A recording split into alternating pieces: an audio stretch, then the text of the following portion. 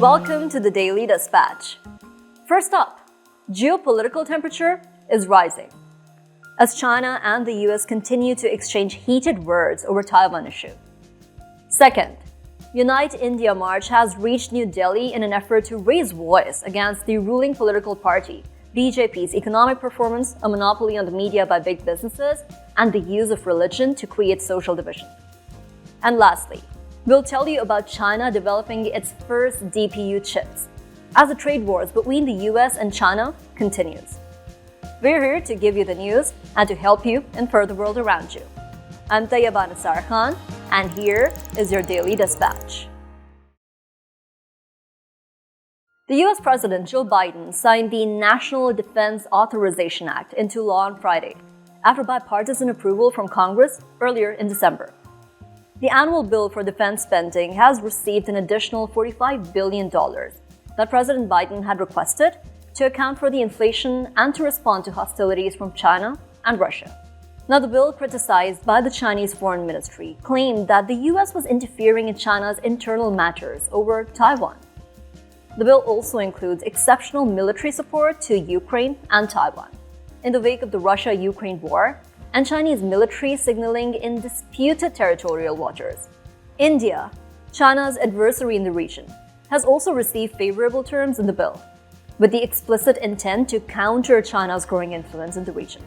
Now, President Biden himself had reservations about the aspects of the bill, particularly provisions relating to the disclosure of confidential information to Congress, which he has called unconstitutional. As tensions mount in the Western Pacific waters, the US is increasingly investing in defense spending on allies that can counterweight China's influence. Let's take you to the capital of India now, Delhi, where Unite India March, led by the former president of India's opposition party, Congress, Rahul Gandhi, has finally reached after passing through 8 states. Now, in his speech to his supporters at the Red Fort, Rahul Gandhi criticized the ruling party, BJP's economic performance, a monopoly on media by big businesses, and the use of religion to create social division. Now, BJP has emerged as the dominant and most popular party in India, receiving 37.36% of the vote in 2019's national elections, the highest by the political party in India since the 1989 general elections. Its political messaging has involved challenging the status quo represented by Congress Party, pursuing business-friendly policies, taking a more belligerent foreign policy in a region considered a nuclear flashpoint, and invoking religion to garner popular support, prompting concerns regarding the security and safety of religious minorities. Now, the march is being seen as an effort to stem the plummeting fortunes of Congress Party, which has lost 2 back-to-back national elections in 2014 and 2019 to Bharatiya Janata Party, led by Narendra Modi, and currently holds control only in 3 out of 28 states in India. As India is expected to hold the general elections in 2024, the Unite India March by Congress Party is an attempt to revive its popular support and reinvent itself as an effective opposition party with an alternative political program for the masses. Remember our previous dispatches where we talked about the trade wars between the US and China? Well, there's a new development in the chip-making front. In a first, China has developed a DPU chip, or data processing unit, which is dubbed as the third main chip, apart from CPU, the central processing unit, and GPU, the graphics processing unit. The first domestically produced Chinese DPU chip has been developed by the Beijing-based Infer Technology Company Limited. Now, the DPU is an advanced chip used by next-generation intelligent computing centers that use a heterogeneous system involving all 3, the CPU, GPU, and DPU. It can be used in data centers, high-performing computing, and financial computing, which are under the rubric of what many call the 5th Industrial Revolution.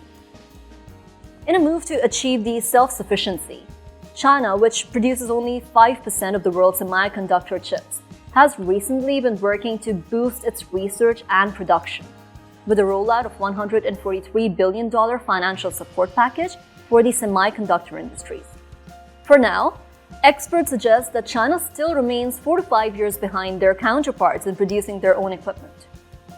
China's boost in semiconductor industry comes in the wake of a US ban of export of the relatively advanced chips to China on October 7th as a containment policy towards Beijing's tech, AI, and military ambitions.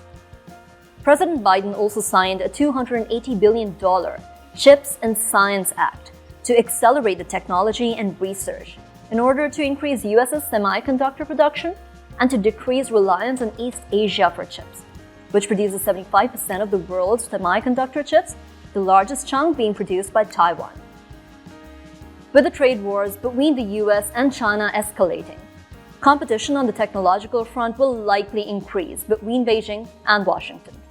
However, the issue is not confined to semiconductor industry, but falls on a larger geopolitical sphere of gaining global economic supremacy in the next few decades. Next on the dispatch, we'll highlight border security between Pakistan and Afghanistan.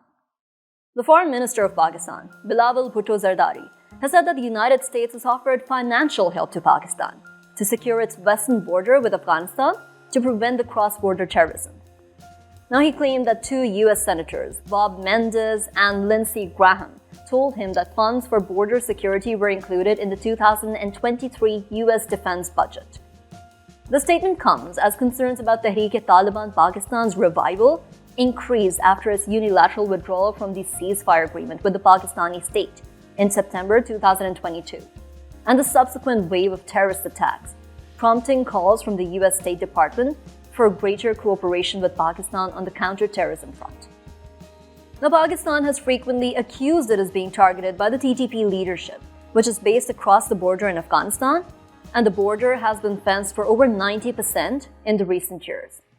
On to Afghanistan now, where the Taliban administration has ordered women working at all the local and foreign NGOs to stop coming to work. The order, issued through a letter by the Ministry of Economy, suggested that the female employees would not be allowed to work until further notice due to the non-adherence to the administration's interpretation of Islamic dress code for women. Now, the letter also stated operating licenses would be revoked for any NGO not found complying with its latest order. This move comes on the back of the Taliban-led government banning women from universities a few days ago, sparking protests inside the country and criticism from the human rights bodies and countries from around the world. Experts suggest such move will make life difficult for already vulnerable Afghans. While the order doesn't apply to the United Nations agencies, they do rely heavily on such NGOs to distribute their services, which will have their functioning disrupted by this ban on women. Similarly, humanitarian and economic assistance from many donors, a necessity for struggling Afghanistan, have also been tied to the Taliban taking a less hardline stance on women's rights. And with recent developments, we're likely to see positive engagement with the new government take a downturn, signaling bad news both for Afghanistan and the region. Lastly, the US is getting cold and icy, literally.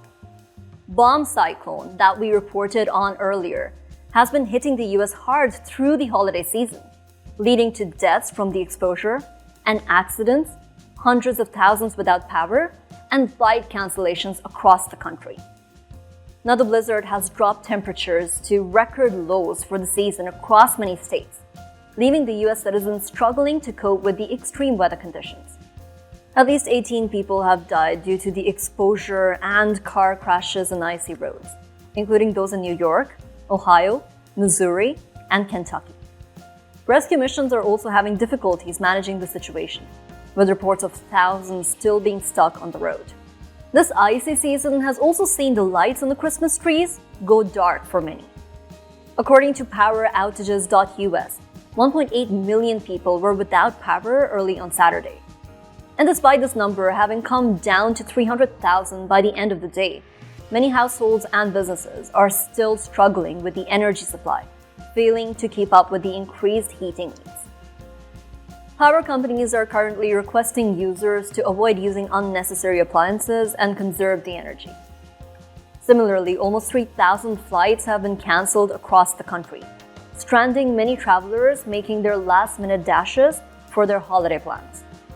If you're in the US and suffering from the bomb cyclone, we wish you a safe holiday season. That's all, folks. We'd be happy to receive your suggestions and feedback. We'll be back tomorrow with more bite-sized news that keeps you up to date with what's going on in the country, the region, and the globe. I'm Tayyaba Nasar Khan, and this was your Daily Dispatch.